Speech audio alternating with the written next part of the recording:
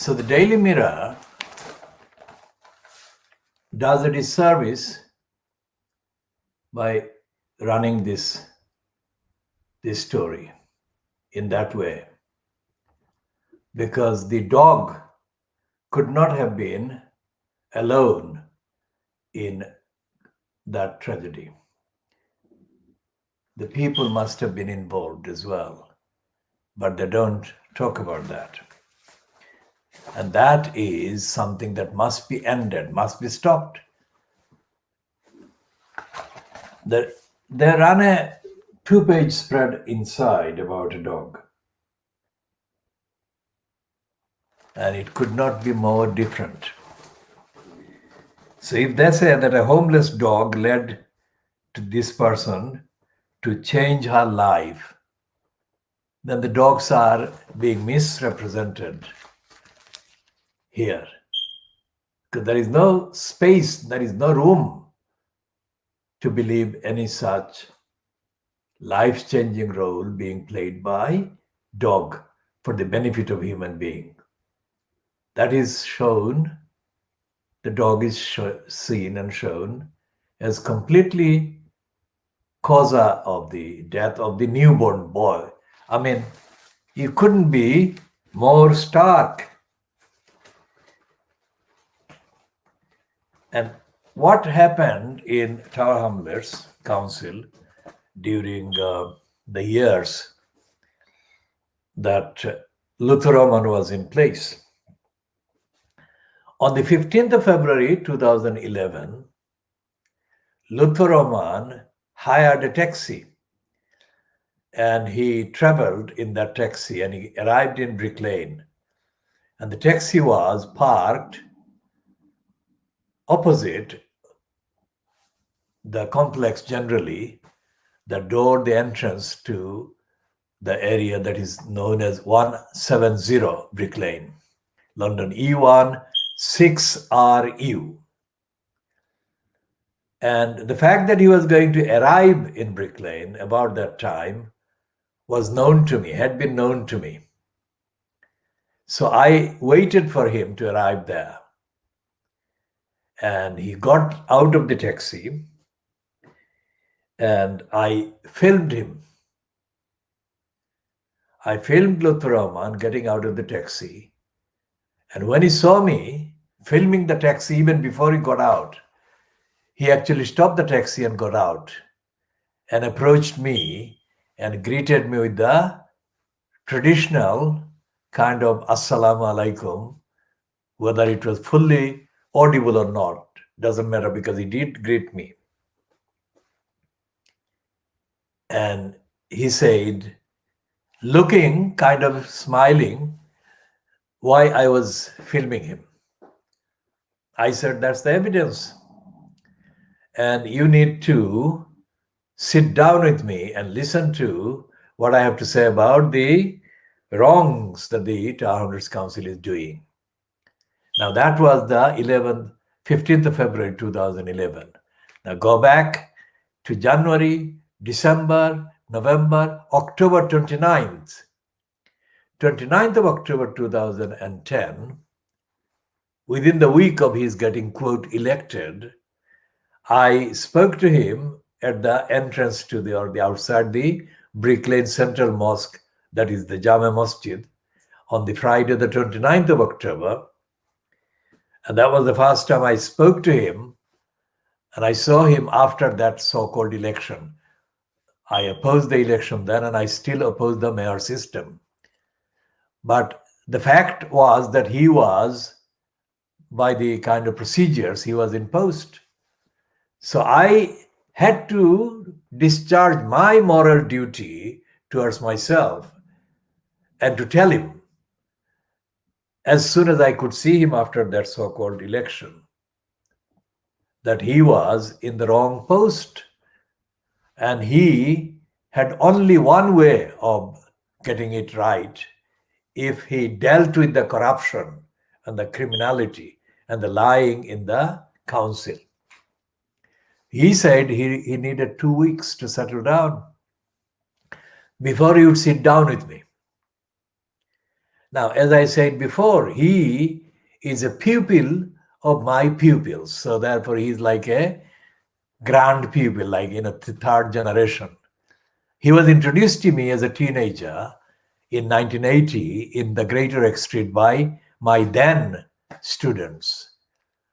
By my students, I mean the entire community of activists that I actually tutor and have been tutoring for decades. So these are the students that are wider ranging in numbers and range than ordinarily understood in a confined building. And the curriculum is dictated by the events and the needs of the time. And I have been doing that for decades now. This teenager of 1980 was introduced to me solemnly by my students who were accompanying him. And they said that he had just joined them in their group. So I had no connection with him, or I had no sighting of him from 1980 up to 1994. That's 14 years by when he became an adult. And he stopped me at the Aldgate East station in 1994, about the same time as I had begun the campaign for justice for this child, 11-year-old child, Nasima Begum, who had been murdered by negligence of the London Ambulance Service. That is my way of looking at it. And I needed to instruct a kind of practicing procedural kind of firm of solicitors. And I would give them the instructions, but it had to be through the procedural thing, because the legal system wants or needs the procedural kind of enlisted licensed law trader. So I said to him, "What are you doing?" And he said he was a solicitor. He wasn't a solicitor as he said then, because it became clear later in 2015, but it was a long time to wait. But he had started work in a solicitor's firm. So he was what is called an article clerk or something like that. But he said he was a solicitor. And I took his word for it without checking and without asking. And he was all, appearance-wise, he was all humility and humbleness and whatever towards me.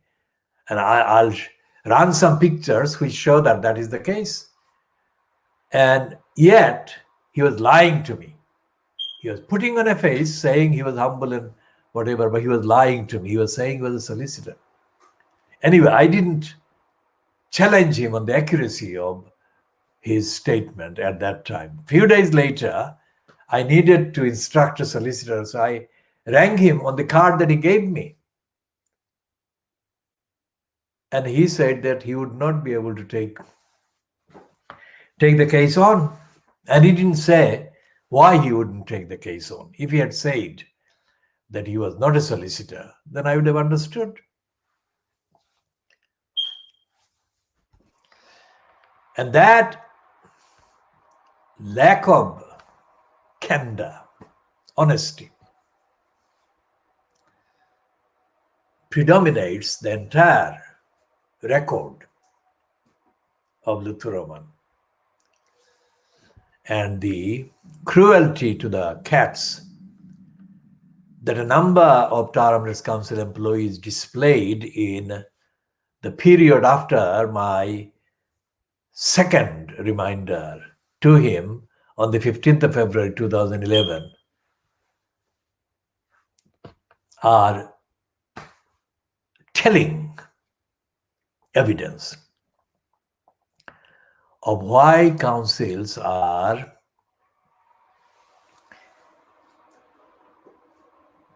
becoming or have become covers for serial killers and murderers and other malcontents. So therefore, the democratic demand for accountability is not a lazy demand.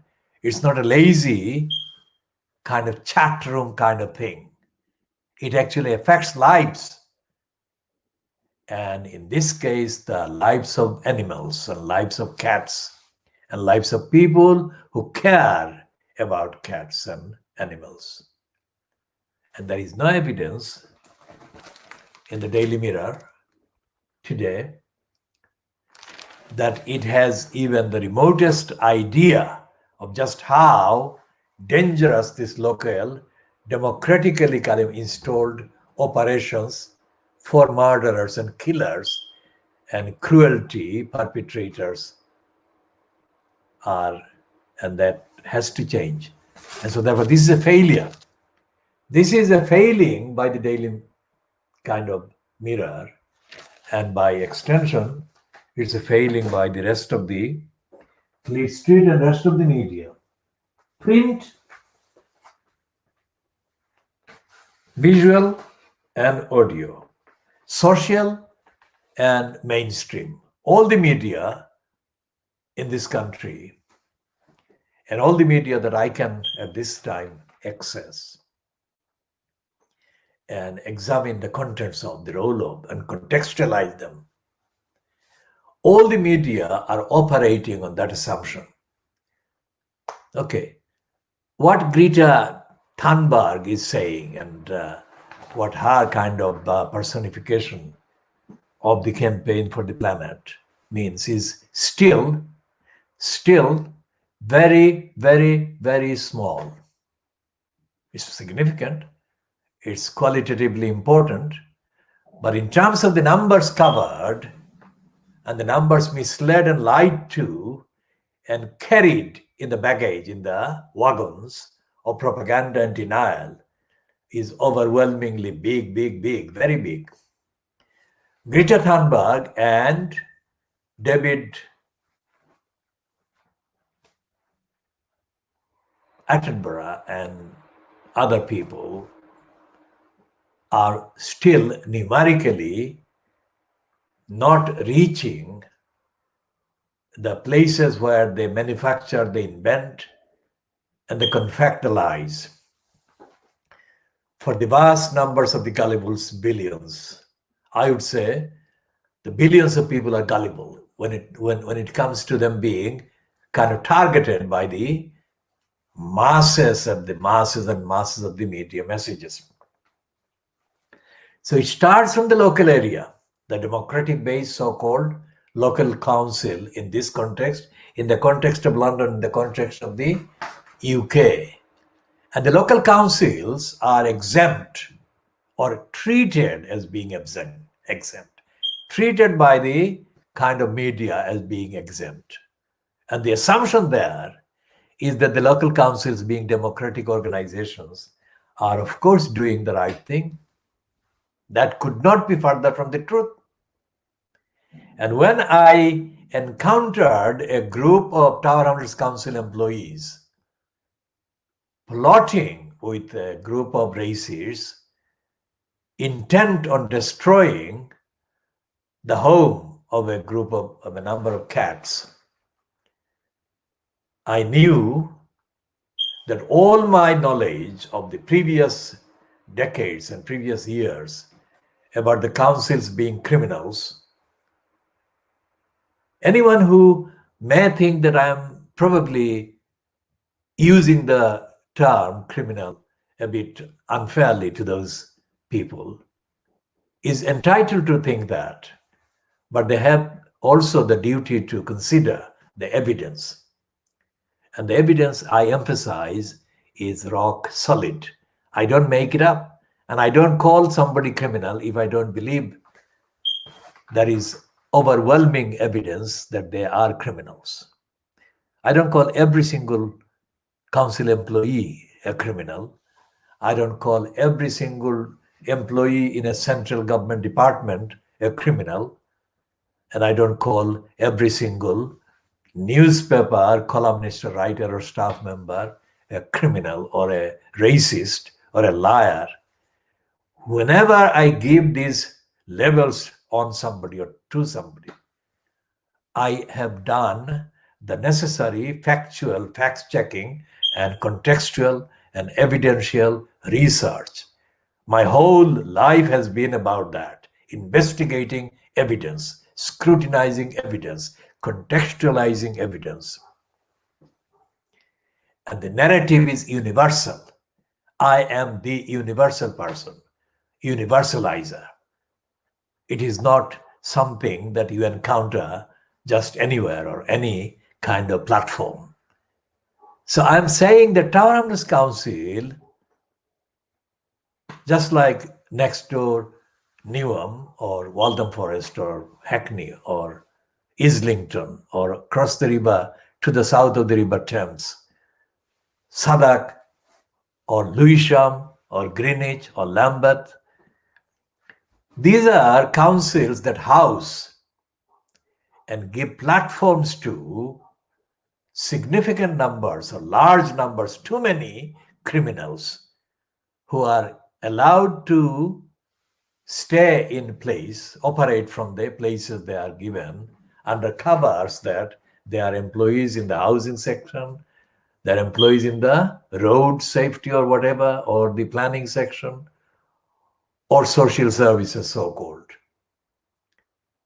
But they are actually allowed to operate without any scrutiny, accountability.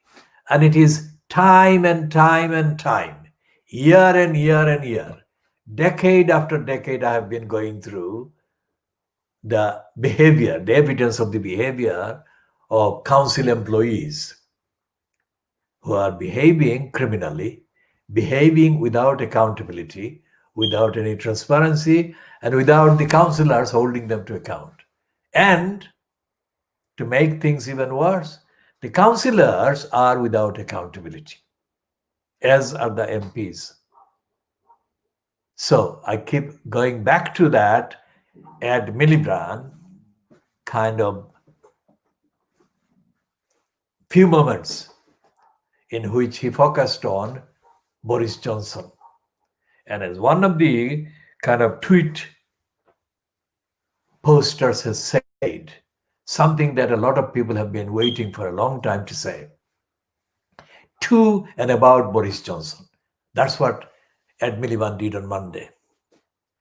It's not unique, but it's absolutely stunningly unique in the context of the brazen emptiness that we have been suffering for decades in this country. One sitting occupant in the post of prime minister, let's say, is being told that he is no good, that he doesn't know what he should know, that he hasn't done the research, he hasn't read up before making speeches. He doesn't have the evidence to stand up and be counted. He cannot explain himself. All of that, plus other things in the detail. And some of the still images taken from those few minutes when Miliband was on his feet. Images of Boris Johnson include images that show him totally lost and totally kind of helpless, looking helpless. Some of these images, not all of them, because it depends on the angle, depends on the frame. Anyway, so the point is that if that has been received overwhelmingly positively, that performance of that act, that speech by Ed Miliband has been received positively, overwhelmingly, then it follows that similar accountability exercise done by the councillors would have received positive, favorable kind of response and reaction and reception from their local electorate. But it is never on the table. It's never delivered. And against that background, let me just remind anyone watching this, as I said, I don't expect anyone watching this, but if there is anyone watching this, either live or later, let me say this. This is unique, world exclusive diagnosis, and it includes diagnosis that nobody is doing. None of the academics have been doing, academics formally lodged in the Oxbridge kind of traps or the Russell group of universities in the case of the UK, or beyond, going across the Atlantic. Not anyone is doing this. And I'm doing this for my whole period in action. And what I'm saying here is solid evidence. So what happens when the council employs criminals not as criminals, but as housing staff or staff in other departments?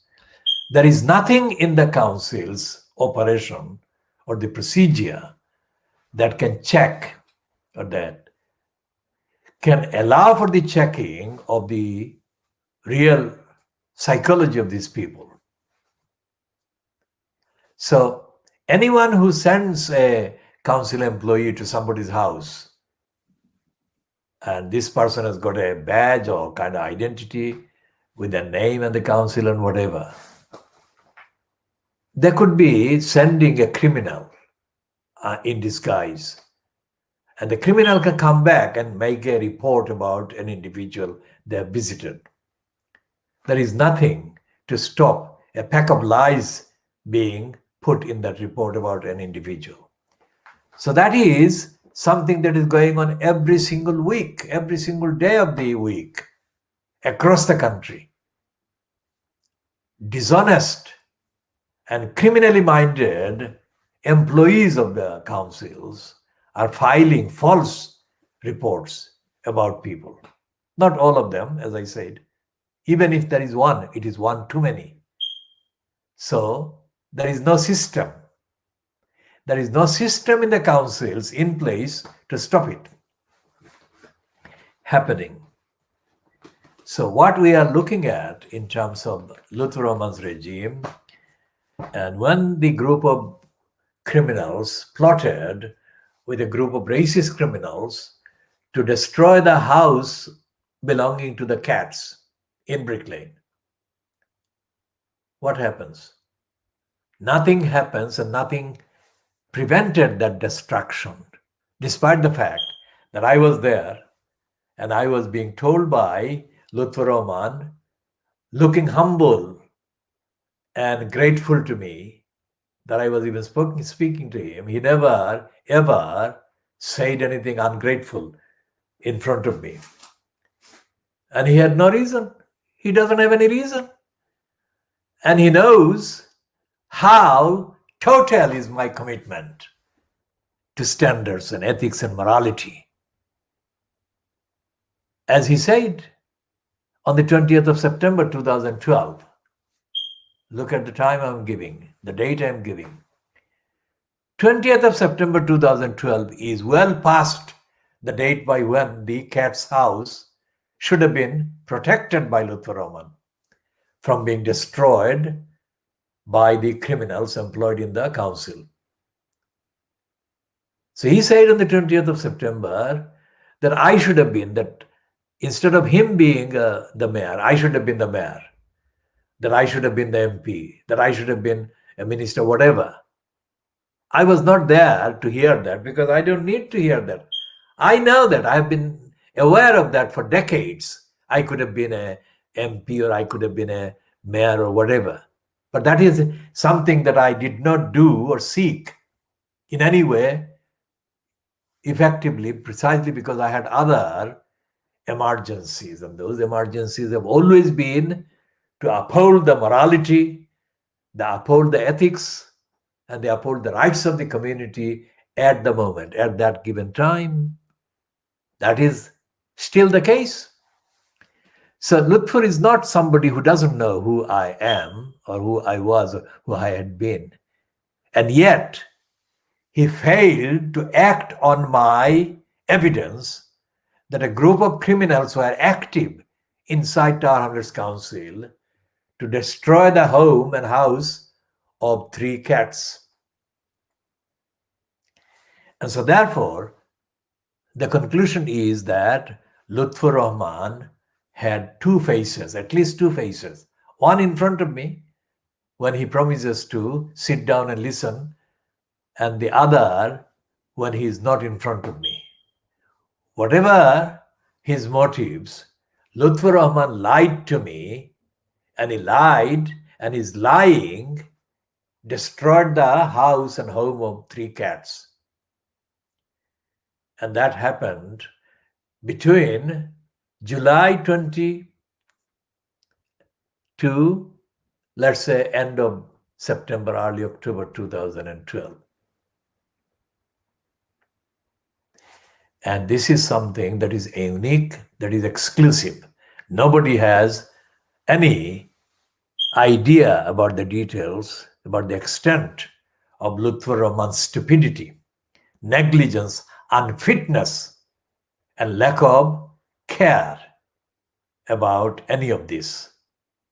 So, even if he didn't get kicked out by Richard Morey on the 23rd of April 2015 on the evidence that Morey cited of corrupt practices, to me, Lutfur Rahman was lying and he was corrupt because he said to me one thing and he didn't deliver, not once. So why did he allow the home and the house of the three cats to be destroyed by Tower Hamlets Council employees when he was able to keep that taxi waiting? The taxi was kept waiting for a good 1 hour plus in Brick Lane, and it was engine on in Brick Lane on the 15th of February 2011, while he chatted with a group of persons that were oozing praise for him. Now, those people, I was not present on that floor because I was waiting outside to take his picture as he left. Because if I were in the group, I would have been behind him. So I would not be able to have an angle that shows his face. That is literally why I didn't go up there. Although there were other reasons, I would have to barge in because the people who are oozing praise to him would be scared of seeing me witnessing the oozing. So they would not be happy welcoming me there. That is another reason.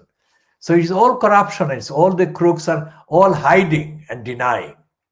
Here was the elected mayor of Tower Hamlets Council meeting a bunch of criminals that would later be exposed as being part of the main conspirators to destroy the home and the house of the three cats. And that actually is a tip of the iceberg of Lutfur Rahman's corruption while he was in post as mayor in the name of Tower Hamlets. And that is why I had anticipated in 2009 and early 2010 that would be the kind of corruption that he would be representing if he was allowed to get in as the mayor. I didn't name Lutfur Rahman as the person, but others who were plotting for the post had named him. The others included Keith Sleaze Vaz, George Galloway.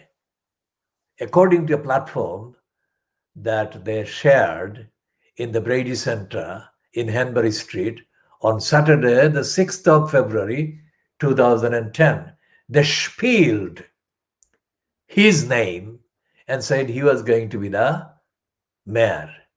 So based on that, I had reinforced my opposition to the elected mayor post being passed in the referendum because I knew just how corrupt the council would become under any such person occupying the post. Now,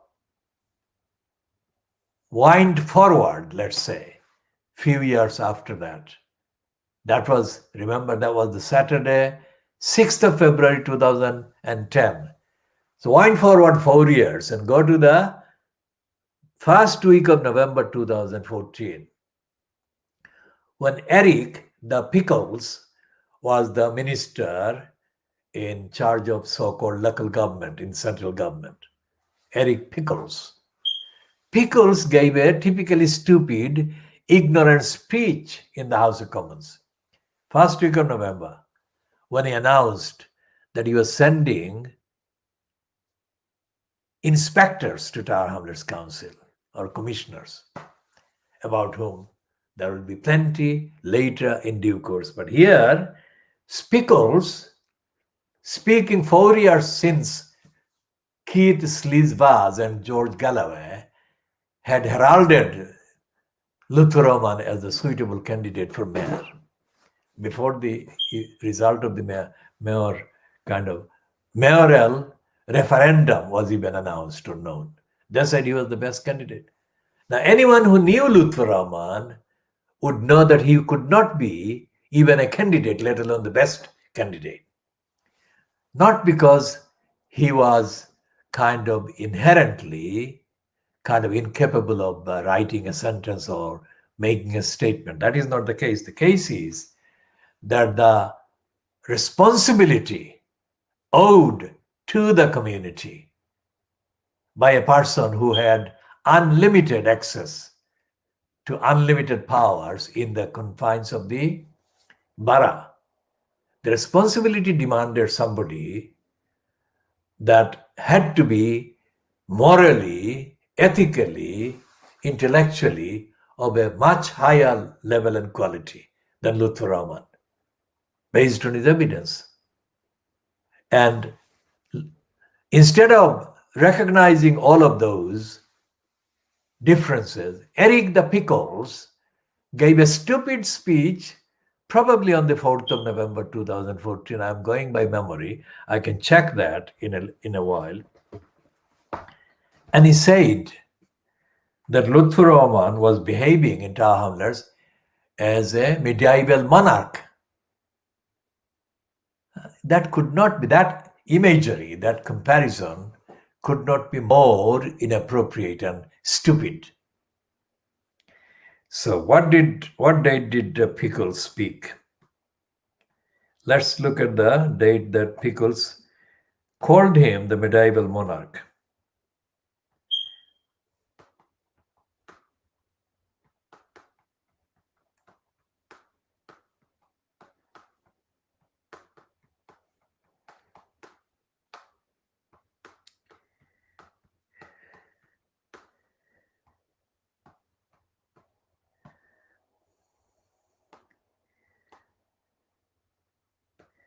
I think I'm right in the kind of timing and the date. It's 4th of November 2014.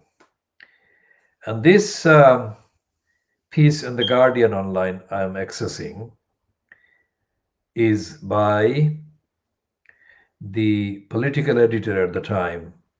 This article, the Guardian online says, is 5 years old, more than 5 years old. So he says, the headline says, Eric Pickles takes over rotten Tower Hamlets. Crackdown on London borough's partisan approach to politics represents one of the biggest interventions in local government. And its byline to Patrick Winter, political editor, Tuesday, the 4th of November, 2014.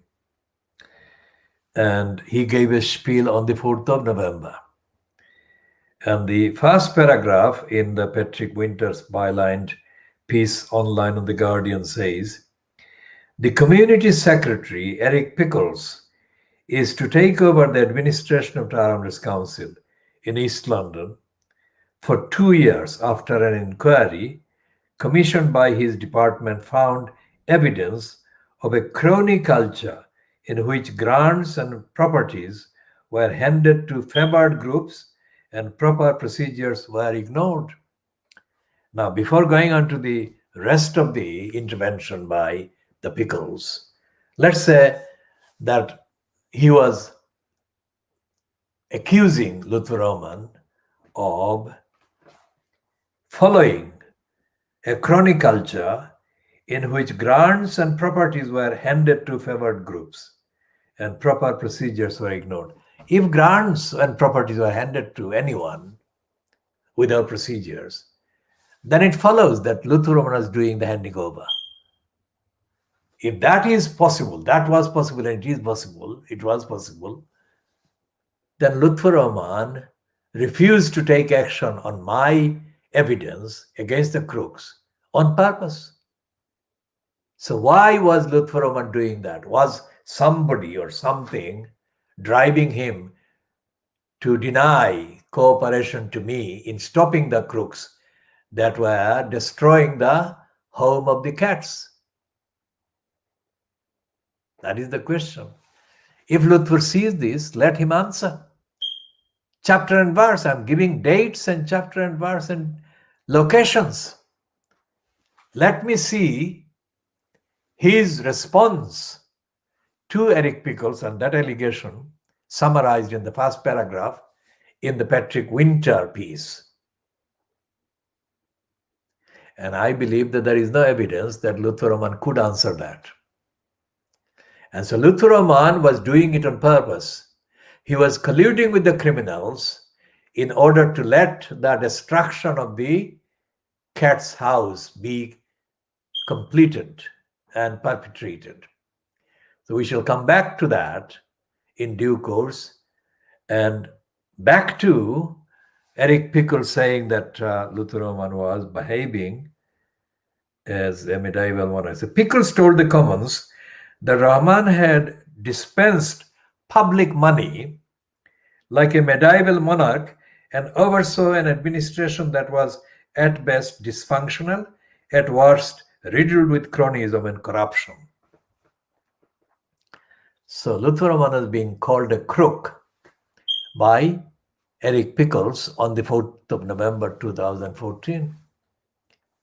A week later, he was being compared to Nelson Mandela, in effect, in speeches delivered by George Galloway and Ken Livingstone in a location at a venue in Mile End. And so therefore, the very criminal and kind of unreliable outsiders that had foisted the image of Lutfur Rahman from the 6th of February 2010 at the Brady Center. 4 years on, they were still praising him, even after he had been condemned as a crook in the House of Commons. And in between, Lutfur Rahman allowed the crooks to commit the crimes against the cat's home. Let him answer. Has he got any evidence to contradict this series of events? If he hasn't, he owes the community an apology, not to me, because he was obviously not aware of any duties he owed in morality, in ethics, in evidence to me. So he let the criminals do the damage despite the fact that I gave him repeated warnings and repeated information. So I took the picture of Lutfur Rahman as he was walking out of that meeting on the 15th of February 2011. So I filmed him for longer than what is available on the YouTube post that I posted on the day, which was the 15th of February 2011. And walking with him is one of the conspirators to his right and to the viewer's left. And walking to his left, along with him, was a criminal in post as the director in the council called Aman Dalby. And the criminal to Lutfur Rahman's right is a criminal called Aziz Chowdhury. That criminal was one of the conspirators against the cat's home and other plots. Now, when they came near, that Aziz Chowdhury said in Siloti, while smiling, because that smile had to be there in order to put on an appearance that he was not hostile to me. It's like the same tactic adopted by Lutfur Rahman. Both of them were committing crimes, but they put on smiling appearance and face to hide their criminality and criminal motives. So Aziz Chowdhury put on a smile and in Siloti said to Lutfur Rahman to speak to me. And Lutfur Rahman said in Siloti short words that he had already spoken with me. He had not spoken. I had stopped him as he was arriving in Brick Lane an hour or hour and a half earlier. And I had told him, that's the actual sequence, not as he said, Mahat Oise. Of course, Mahat Oise, but not at his initiative. It had been initiated by myself. Now, then he goes to the taxi, but before he goes to the taxi, Aman Dalby kind of changes away from the camera as if to avoid being captured by my camera. But he failed because his movement away from the camera is on film. But it shows his kind of awareness that he was being filmed, and he didn't want him being filmed because that would be the evidence, and that is the evidence, that has been the evidence. And Aman Dalby and Aziz Chaudhry and Lutfur Rahman, the three of them, all three of them lied. And their lying has caused damages, uncountable, immeasurable damages to the, if you like, the interests and the rights of the public, to the community, those three cats, and to the whole humanity. Because the cat's house was also the place where significant amounts of archives and action archives were having to be stored as a result of other crimes by the Tower Hamlets Council, as a result of other crimes of negligence by the local MP Rushnara Ali, colluding with the criminals operating the Tower Hamlets community housing. So anyone watching this has to have clear intention to look at the evidence. This is not an entertainment program. This is not a gossip program. This is world exclusive evidence about something that happened in Tower Hamlets, which has even got the flunkies and the kind of agencies of Donald Trump interested in Tower Hamlets.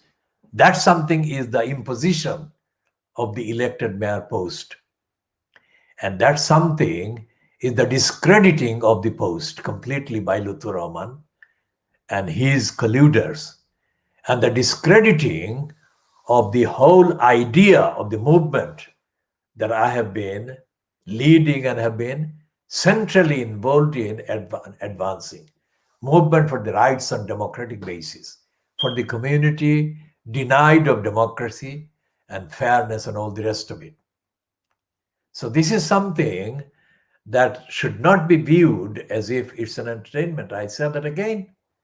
It's serious and it's exclusive because it affects so many failings by the media and so many failings by the political kind of self-seeking apparatchiks and the careerists and opportunists, regardless of their ethnicity, their faith or no faith or whatever.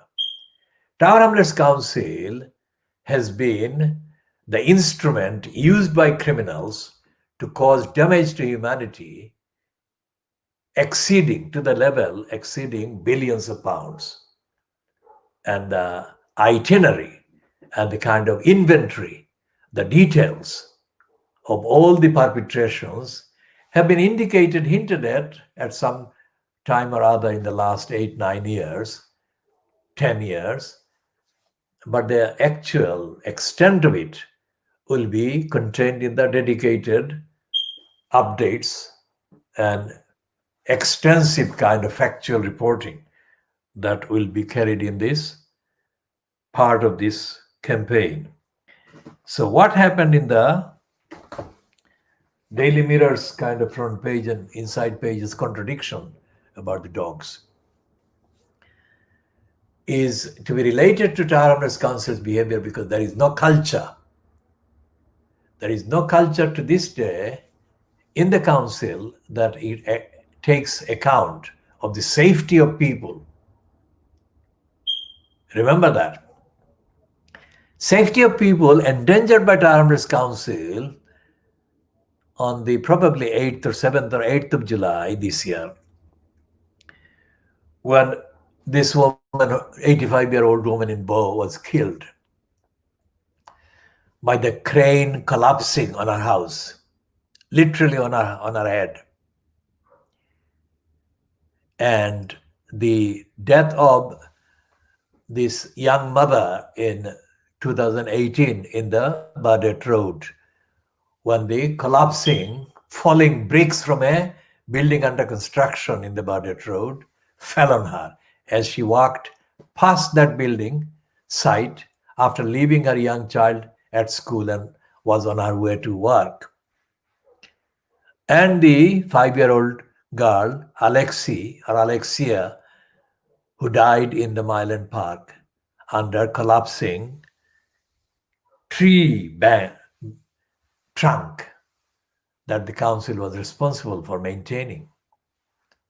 The Tower Hamlets Council physically endangers people as well as organizationally, administratively, and by license given to the criminals in post. That visit of Brick Lane by Lutfur Rahman in a taxi on 15th of February 2011 was as part of his kind of, what was he doing? He was visiting that place because he had given undertaking to them during the so-called election campaign that he would give them grant. It was a place where a voluntary group or groups were operating, not mine.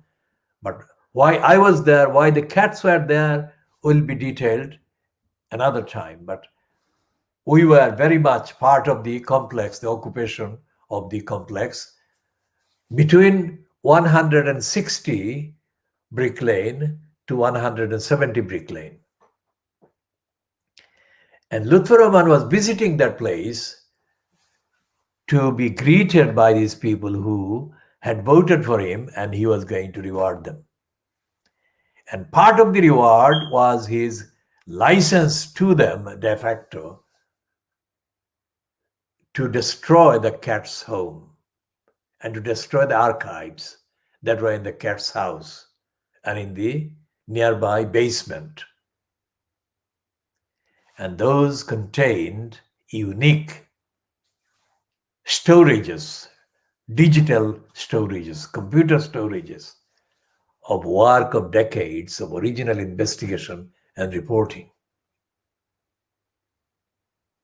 So the cat's welfare was risked by Lutfur Rahman because the culture in the council, the culture in the politics was one that allowed that kind of cruelty to be perpetrated by the occupant in a post. And Lutfur Rahman thought that once he was in post, he could ignore what I was telling him. What I was telling him as the lethal threat posed by the criminals in the council to the welfare of the people, the rights of the people in the community. So when Patrick Winter says that in the report on the 4th of November 2014, that he says, Pickles told the Commons that Rahman had dispensed public money like a medieval monarch and oversaw an administration that was at best dysfunctional, at worst riddled with cronyism and corruption. Pickles said grants were distributed without rationale, clear objectives, monitoring, or transparency. I received no grants. I asked for no grants. I never applied for any grants from the council, nor had I applied for any grants from the Greater London Council, nor from any other source. Why? Because I knew and I know and I have known that grants are instruments of corruption, whatever way. I deserve grants because of the quality of the work that I've been doing, but that does not mean that I would apply for a grant. Get that one, take this one. So I organize the resources by extending my generosity beyond time, beyond endurance. And what I was telling Lutfur Rahman is valid today and it will remain valid forever. And Lutfur Rahman was wrong and invalid and was dishonest at all the stages.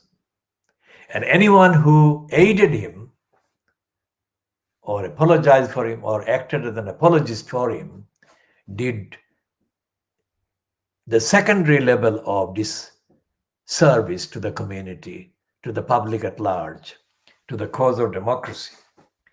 And so the newspaper, the local newspaper, the East London Idiotizer, or the Guardian, which often carried propaganda for Lutfur Rahman, they never operated on the assumption that is obvious in that exceptional piece in the Guardian online, byline to Patrick Winter.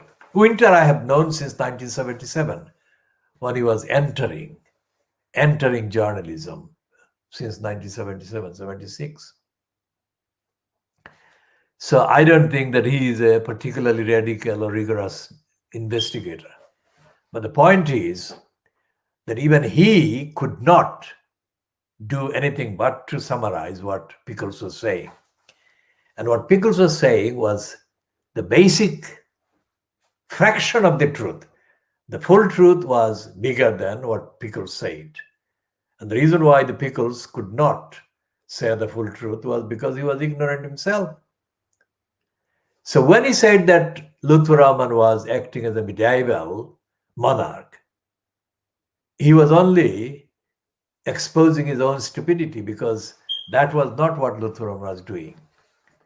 Lutfur Rahman was behaving like a standard crook involved in a gang that thinks that it is beyond accountability. That's what he was doing. And that was something that people should have acknowledged from my campaign that predated that time. That I said, and I'm still saying, against the system of executive mayor. That is the thing that gives opportunities to crooks that are waiting for opportunities to abuse. And that's what has happened in Tower Hamlets. Now, I lost access to the place to help save the cat's home because 14 locks were changed. Now, have an imagination as to why there had to be 14 changes of 14 locks in order to stop me getting access to the cat's house. I was there without any plan. I was faced with the responsibility to look after these 3 cats when I got a call from Kay Jordan in June 2006. She said, "Come here." And I said, "Why?" She said, "There are 3 kittens." That's where this began. So I arrived there at 164 Brick Lane, and the house was beyond the number, the cat's house. And I found the kittens, and Kay and I then looked after them through the kittenhood in the months and years, for 4 years. And those kittens were the center of the agenda for my being there, because there was no enough space anywhere else that I had any control of to house 3 kittens or 3 cats. So I had to stay most of the times with them, and then I had to travel between that place and where my flat was in order to make sure that they were safe and the staff around them were safe. So I was doing the campaign work near them most of the times because of them, because of their security and safety. So Lutfur Rahman knew what I did, and he ignored what I told him was at stake. And he funded these people without any transparency or anything. He funded these people and other crooks. While I could have rented a place big enough to house these kittens. But Lutfur never even sat down with me. So for 5 years, Lutfur Rahman was running away from me. And he wasn't running away because I was chasing him. He was running away in order to continue the collaboration and the collusion with the criminals, so that all the work, the campaigns, and everything else in the projects that I was involved in could be damaged by the criminals. So who was the criminal? Who were the criminals that actually gave him that advice or that go ahead? That question will be investigated further and pursued. Because as Abbas Uddin Helal, alias Helal, said to the Labour Party's National Executive Committee in the dossier that became discredited later, that Lutfur Rahman was brainwashed by a third party. So that suggests that Abbas Uddin was saying that Lutfur Rahman didn't have the intellectual ability himself to do any of the things that he was doing wrong against the community, against democracy, but that he was brainwashed by a third party or third source to do whatever wrong things he was doing. Not that he was left alone, he was not going to be capable of doing wrong things, but the amount of wrong things, the manner in which he was doing the wrong things were only possible, as Abbas Uddin Helal said to the National Executive of the Labour Party. That was the product and the result of Lutfur Rahman being used and manipulated and brainwashed by this third party. We shall be continuing this diagnosis.